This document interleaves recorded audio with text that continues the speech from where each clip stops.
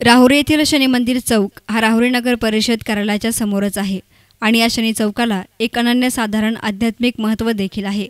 अमृत मंथनाच्या वेळेस विष्णूने मोहिनीचे रूप घेऊन राहुरी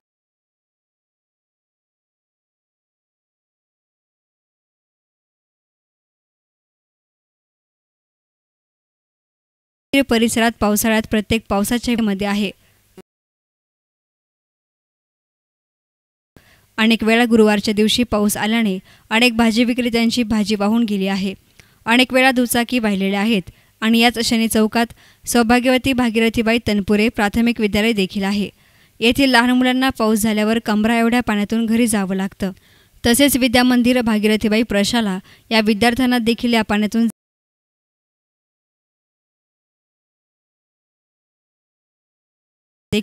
या पाण्याचा सामना करावा लागतो।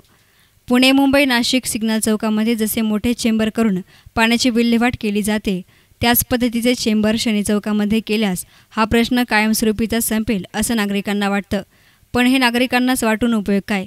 ही गोष्ट जबाबदार व्यक्तींना लवकर ठरणार आहे आणि याच शनी चौकात सौभाग्यवती भागीरथीबाई तनपुरे प्राथमिक विद्यालय देखील आहे। येथील लहान मुलांना पाऊस झाल्यावर कमरा एवढ्या पाण्यातून घरी जावं लागतं। तसेच विद्यामंदिर भागीरथीबाई प्रशाला या विद्यार्थ्यांना देखील या पाण्यातून जावं आणि यावं लागतं। इतकंच नव्हे तर नगरपालिकेच्या कर्मचाऱ्यांना अधिकाऱ्यांना आणि स्वतः नगराध्यक्षांना देखील या पाण्याचा सामना करावा लागतो। पुणे मुंबई नाशिक सिग्नल चौकामध्ये जसे मोठे चेंबर करून पाण्याची विल्हेवाट केली जाते त्याच पद्धतीचे चेंबर शनी चौकामध्ये केल्यास हा प्रश्न कायमस्वरूपीचा संपेल असं नागरिकांना वाटतं। पण हे नागरिकांनाच वाटून उपयोग काय?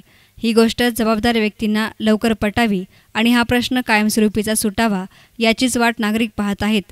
आता पुढच्या वर्षीपर्यंत या प्रश्नाकडे बघतच राहणार का कोणी आंदोलन करणार हे पाहणं आता औत्सुक्याचं ठरणार आहे। या प्रश्नावर नागरिक बोलण्यास सुद्धा घाबरतात, मग आंदोलन किंवा आवाज कोण उठवणार हे देखील बघावं लागणार आहे।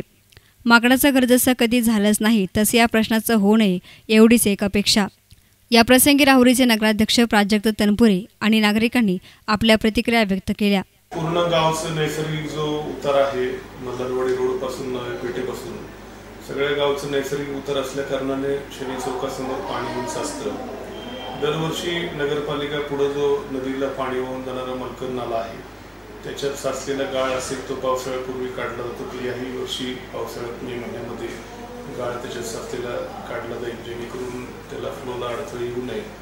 हा दरवर्षी करावयाच्या उपाययोजनामधला उपाय तो याही वर्षी आपण करू, परंतु त्याचबरोबर कायमस्वरूपी तिथं पाणी साचू नये, जास्त अजून फ्लोनी पाणी पुढे नदीला जावं याकरता त्या ठिकाणी इंजिनियर साहेबांना आपण कॅल्क्युलेशन करायला लावलं की जर तो नाला जो आहे तो उघड्यावरती खरा आहे, लोकांचीही गैरसोय होते तिथं आजूबाजूच्या नागरिकांच्या वगैरे, तो जर काय आपण बंदिस्त नाला करू शकलो तर आहे सध्या जेवढ्या फ्लोनी पाणी त्याच्यातून वाहण्याची क्षमता आहे त्याच्यापेक्षा जास्त पाणी वाहून जाण्याची क्षमता असलेलं जर आपण बंदिस्त पाईप त्या ठिकाणी टाकू शकलो तर दोनही प्रॉब्लेम सॉल्व्ह होतील की पाण्याचाही निचरा पाणी वाहून जाण्यास लवकर मदत होईल आणि आजूबाजूच्या नागरिकांची जी त्याच्या वासामुळे असेल किंवा क्रॉस करायला प्रॉब्लेम होतात तोही विषय मार्गी लागेल। अशी दोन्ही विषय आपल्याकडे प्रस्तावित आहे आणि त्या अनुषंगाने काही लोकांचे आम्हाला अर्ज आले होते की त्या नाल्याच्या बाजूला रस्त्याचं रिझर्वेशन डीपीमध्ये दाखवलेलं आहे ते रिझर्वेशन काढून टाकावं, परंतु मीटिंगमध्ये आम्ही त्यावर सखोल चर्चा केली की उद्या जर आपल्याला बंदिस्त पाईप करायची वेळ आली आणि जर मोठी पाईप घ्यायची वेळ आली जेणेकरून सगळ्यात जास्त पाण्याचा निचरा होईल तर आपण रस्त्याचं रिझर्वेशन सोडता कामा नाही। आताच त्यावर अभ्यास करून कॅल्क्युलेशन मी इंजिनियर साहेबांना करायला सांगितले आहे किती फ्लोचा आपल्याला जाण्याकरता किती मोठा पाईप लागेल काय लागेल, त्या अनुषंगाने आपण रस्त्याच्या रिझर्वेशनचे हक्क सोडलेला नाही आणि भविष्यामध्ये पाणी या शनी चौकामध्ये साचू नये, चांगल्या प्रकारे पाण्याची विल्हेवाट लावी याकरता शास्त्रोक्त पद्धतीने आपण व्यवस्थित उपाययोजना भविष्यामध्ये करणार। काय पाणी गाड्या जर गेले ना रस्त्याने पाणी जास्त असतं तर दुकानात पाणी गटरी तुंबले जातात, गटरी पाणी जायला जागा।